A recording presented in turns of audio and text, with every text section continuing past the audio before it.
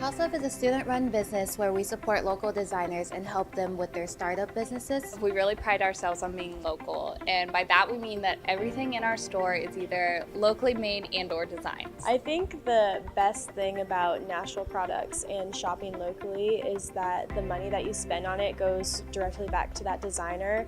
So if you're shopping locally, you're buying into creativity and supporting arts. I think that it's really easy to separate where you buy your clothes from where they come from. American media and marketing does a really good job making fast fashion seem really glamorous. Most of our products are made here, they're local, we know where it's coming from. When you're buying something from a place like House Of, where you know that everything is from Nashville, you know that your money is going directly back into your community and not somewhere around the world that is using practices that you might not agree with. As recent as 50 years ago, most of America's clothing was made in America, but now an alarming 97% of clothing is made overseas in developing countries. People in the textile industry are some of the lowest paid workers in the world. So when you are going to these stores and buying these clothes that seem to be a good deal, you actually are directly contributing to these human rights violations. I think the tendency of a lot of people is to go out and buy,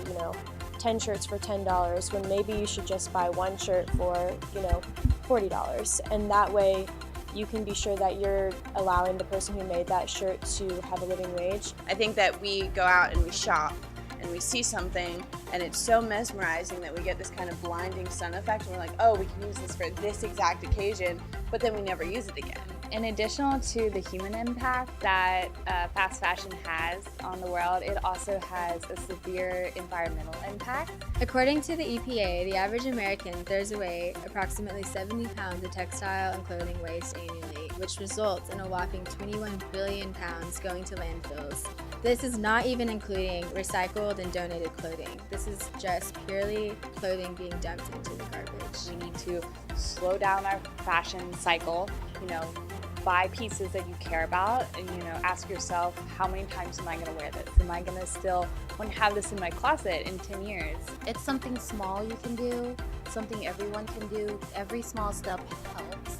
You have the power in something as small as your wallet to turn this around.